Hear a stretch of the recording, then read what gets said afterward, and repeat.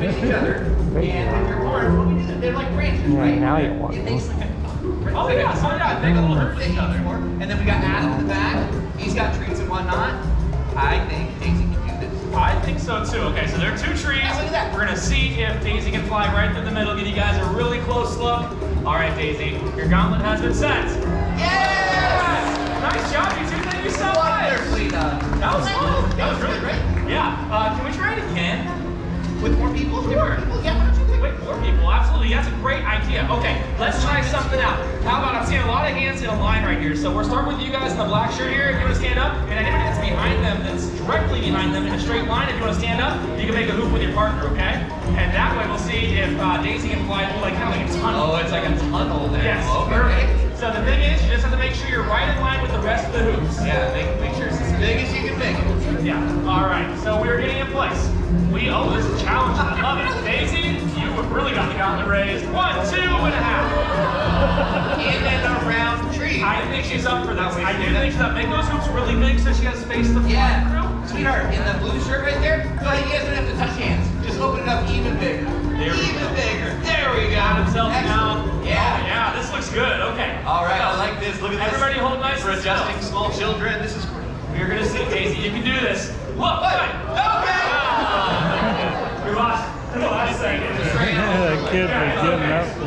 Third time's the charm. Third time's the charm. Yeah, I think that's great. Everybody stay nice and still for me. Yeah, exactly. And nobody had anywhere else to be today, right? Yeah, that's right. This is going to be really worth the wait, I promise. I hope, because I'm really building it up. All right, let's see, Daisy. Here you go. You can do this. I have all the confidence in the world. She's like, I don't know. I'm calculating the GPS. She used Apple Maps today, right? I mean, that's way smarter than going to the Yeah, well, that's for sure. Okay, so something I didn't mention is these birds fly really well, so they can catch their food, right? Things like flying insects. Flying in. Okay, no, that's exactly right. Who wants to see that? I do too, but there's no way we don't have flying insects. No, this is going to be cool. What if I brought something to work today that demonstrates the principle no insects needed? I don't know if we're going to do the hoop thing, but I was planning on doing this. Scott hasn't seen this yet, but I think he's going to like it because Scott is a very creative person, and I found the coolest thing. This is going to work. Now, I was shopping online last night, like you do, right? And it was worth it because I got free overnight shipping on this. Does anybody know what this is? It's a rocket launcher, right? It's a stomp rocket, but today it's a grape launcher, and I need somebody to help me test it. Who wants to help me test this thing? I need in the mouse ears back there. Would you like to come help me, my friend? Come on over. Let's give her a round of applause. Okay. He is so ready. I think this is going to work. Do you know how these things work? No, me neither. This is going to be awesome. Okay, so I'm going to put the grape inside the grape launcher. Makes sense. Now this is the launch pad. You have to smash this with your foot in order to launch it, right? We're going to count you down first, the whole audience. So we're going to go 3, 2, 1, really loudly, and then you hit it as hard as you can, and then we see if the bird can use it. Okay, let's give it a try. Come 3, everybody. 3, 2, 1.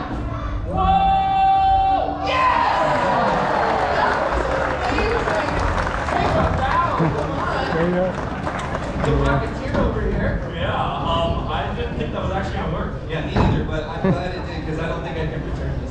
Yeah, that's for sure. All right, Daisy, that was pretty awesome. That makes up for going around the tunnel like 54 times. So, I tell you what, there are more treats waiting for you back home in your aviary if you just want to head through that doorway. Daisy, trumpet or hornbill? What do you want to do? Ooh, how about this? How about another hornbill? Oh, another hornbill. That means we get to make more hoops. Who didn't get to do the hoop thing? We need to redeem the hoop thing. No. I mean, the hoops were a great idea, but yes, they were. Thank you. It was workshopped really well, but I mean, this one's going to be Houston. Let's put it that way. And we have a problem. Yeah. Kids, hands down. We don't do that. Yeah, Houston's a really cool bird. I tell you what, she's called a ground hornbill. You see how she kind of looks through the grasslands to find food. She's foraging, looking for any possible food items that might be in the ferns. They kind of treat those as the grass in Africa. Now, these birds are really special in a variety of ways. What are you looking for? She said, I find food back here sometimes. They, you always tell where they found food. Now, I was thinking, since she's out here today, we can give you all a really close view of this bird. You guys ready for that? Okay, how about this? We are ready for you, Houston. You're cleared. That That's about as close as they can get. Surprise, ground hornbills can fly.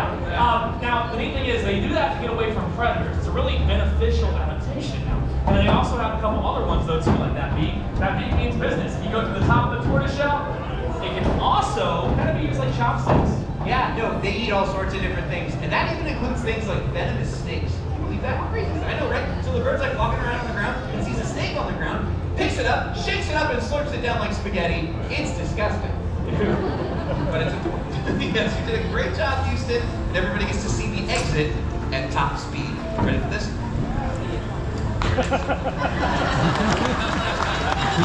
Houston, the hornbill. Okay, well, hornbills are a lot of fun to talk about. There are more birds in the bird world, though. So, do you guys want to see an owl fly? Yeah, okay, I thought that'd be kind of fun. I know Adam was out here earlier with one of our owls, but this time, if we have one that's flying, you'll get some great photos in flight. So get your cameras out, get them ready to go. I think they're going to be pretty excited about this, right? What? Yeah, that's not an owl. But the owl is next. The owl is next. Yeah. Right? They're not. No. Okay. Okay, well, we do like to feature natural behaviors, but hopefully these folks will be okay if we just let them watch that kind of thing on the Find Nature programming on Disney Plus. Have fun. Okay, we are going to meet an owl, though. We're going to meet Queddy today. Check him out. Now, Queddy there flies nice and low, so that's a great opportunity to get some photos next time he flies around the theater. Just aim your camera in his direction and get some great shots. Now, I also want you to listen to what he sounds like in flight. You probably won't hear a thing because owls have a really cool adaptation that allows them to fly almost completely silent. Check it out. Wow, so fun, right? So, how this works is he finds a tree to kind of camouflage in, just like he's doing right now. He'll wait till the animal gets closer to him, and then when he spots that animal, that's when he's going to swoop down out of the tree at the last minute. The animal that's below him never even knew there was an owl up above. But he also has those really big eyes that help see him reduce lighting by starlight and moonlight. So he can see better than most animals in the nighttime sky. Excellent hearing, the total package when it comes to being a nighttime predator. And that was Queddy the donkey eagle owl. Okay, there they are. The chickens are safe. That's good. Wait, did I miss the whole owl? Well, you caught the tail end.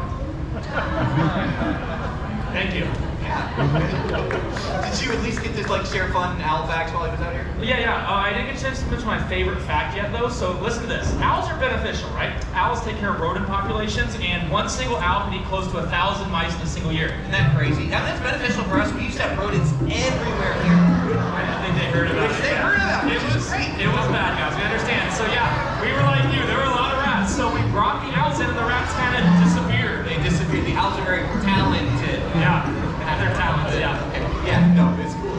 That's funny. You talk about rodents. Everybody gets excited. No, I know. We're like owls are number one. You're right, sweetheart. But you calm down now because the rat problems are behind us.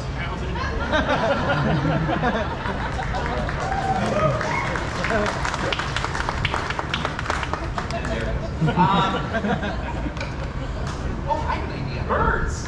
Yes, it's a bird show. We should talk about what rodent.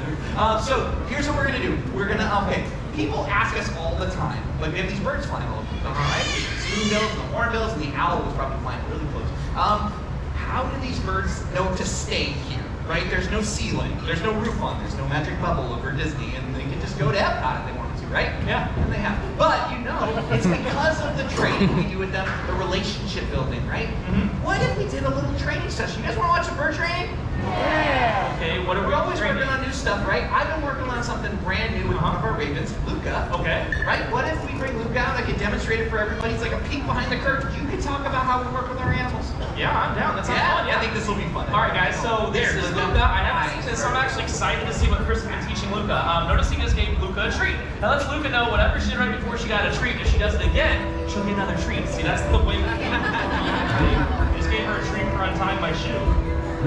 I gave her a treat for coming back to me. Like I want her to stay on the rock, so I'm like, stay. Oh yeah, that's good. Good. Okay, so the thing is, they pick up on stuff really quickly, so you can tell what they're learning because they start doing it over and over again. They get better at it. It's called becoming fluent in a beat. Luca, no! I taught a bird to untie shoes. Why? What do you mean? Why? That was amazing. Yes, I agree with you. It's fun. But what happens if that bird goes out in the park and searches some tiny random people's shoes? Then they fall down and have to come watch the bird show. Yeah, that's yes. No. Oh, let's do it again. We're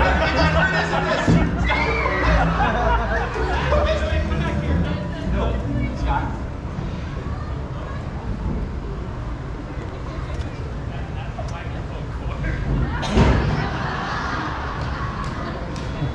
Yes.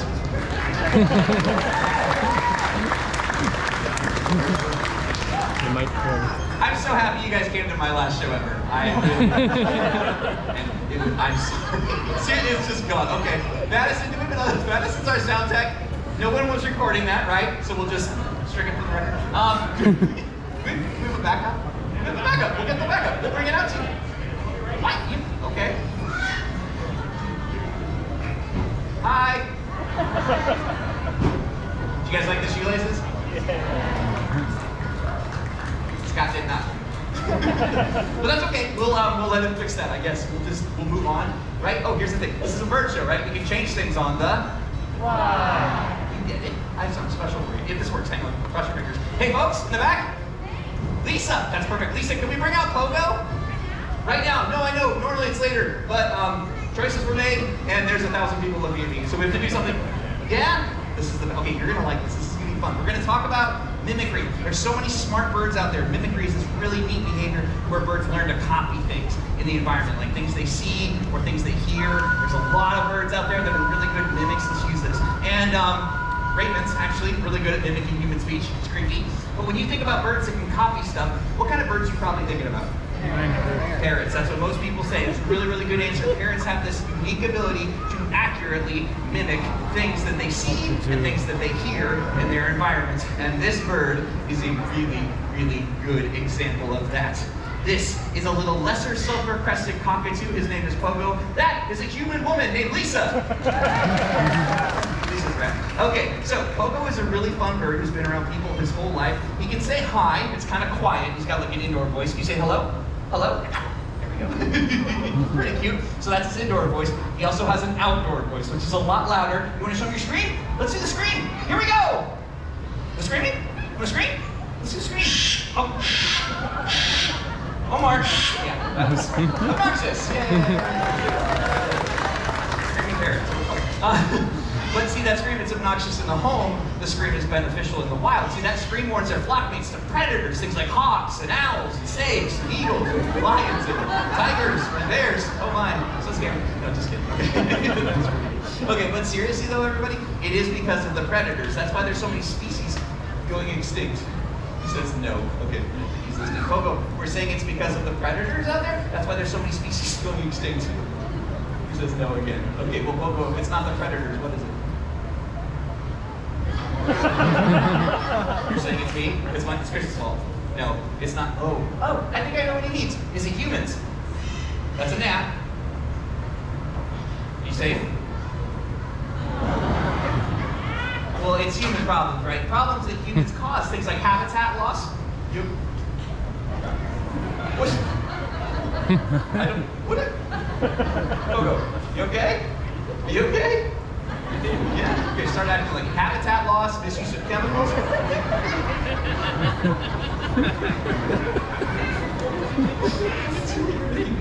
What were we talking about? Right, habitat loss, misuse of chemicals. These are big problems that are out of control, like this bird. I don't know what's going on. Look.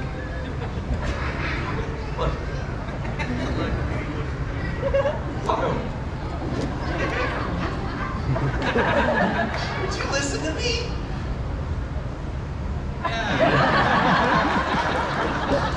That's better. Okay, Pogo, listen. People have realized these problems, and some people are even doing something about it. So why don't you tell everybody out here what you think about that? Good news! He's fun, isn't he? Now, I'm going to let everybody in on a little secret. Pogo is amazing, but Pogo doesn't know what I'm saying. Do you know what I'm saying? No, you don't. What Pogo does is he responds to a wide variety of very, very small cues. For example, if I want him to shake his head no, I point in this direction. That's the cue for no. He gets a treat for that. He's watching everything I do. If I want him to say yes, I cross my hands. Right? How cool is that? I love that one. That little vocalization he did there at the end, that's a flick of the right wrist. You finish up? This one. And then, of course, if I take my arm and I toss it out to the side, you get that.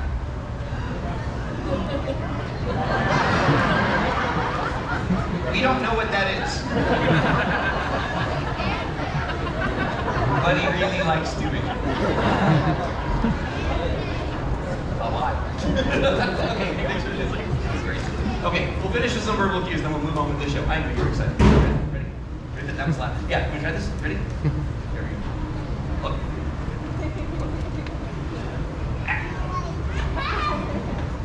Listen, say goodbye. That's Pogo! So lesser, sulfur, Preston, cockatoo. Now he's excited.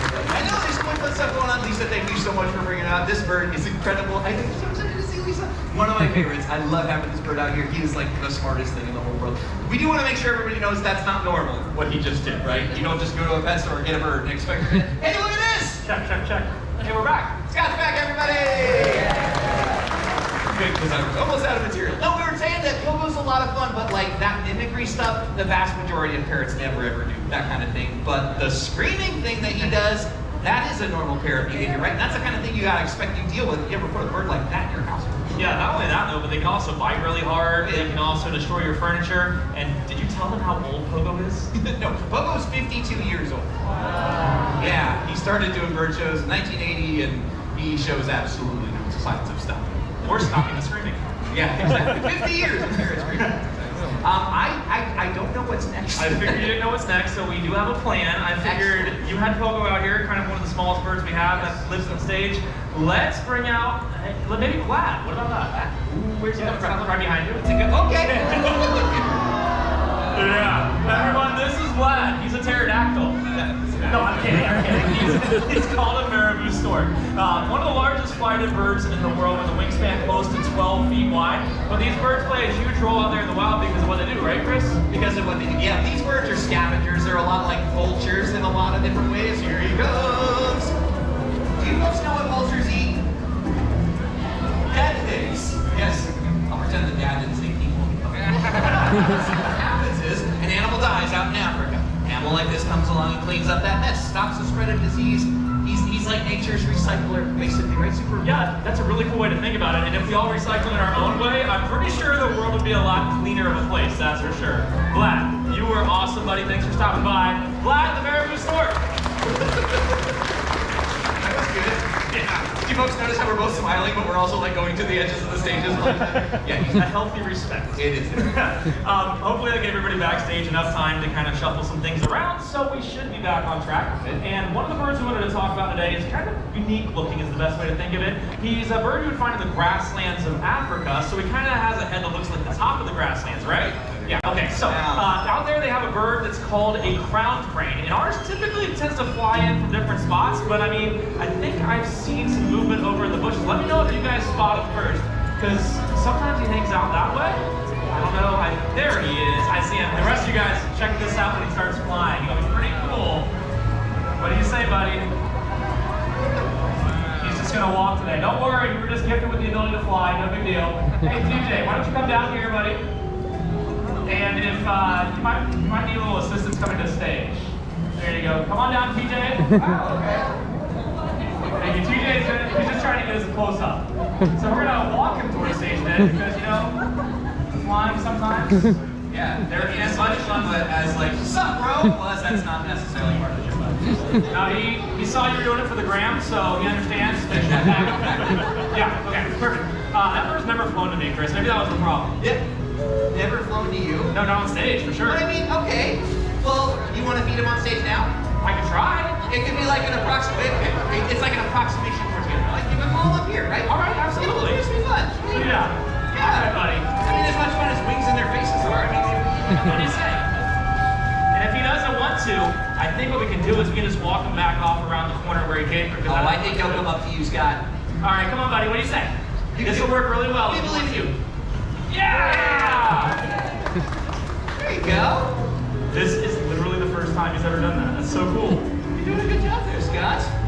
Okay, so this actually goes to prove a really cool point. These birds learn by relationships, and the way we build those relationships, like we talked about with Luca there, the raven that kind of messed up the show a little bit, well, they actually get reinforcements from different types of trees. It builds up the trust account we have with all of our trainers.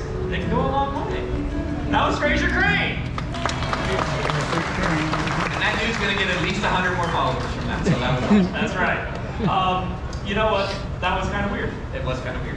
But there are a lot of birds out there in this world that we can make a positive impact on too, right? Yeah, absolutely. This is true. So think about this. There is one very particular bird that shares a really good story that I'd like to share with all of you. It's the story of the national bird of the United States of America, the bald eagle. Everyone, this is Hope. Now, Hope here was actually injured out in the wild, and she was deemed non-releasable, and that's why she lives here with us. But she acts as an ambassador for her species to share a very important story. Because not too long ago, bald eagles like her were placed on the endangered species list, and their numbers kept dropping so low so quickly, people didn't think they'd be around for future generations to see in the wild ever again. But something pretty amazing started to happen. People took notice, and they took action. They cleaned up the waterways where bald eagles were fishing, and they stopped using a chemical pesticide called DDT, which is one of the major reasons for their decline.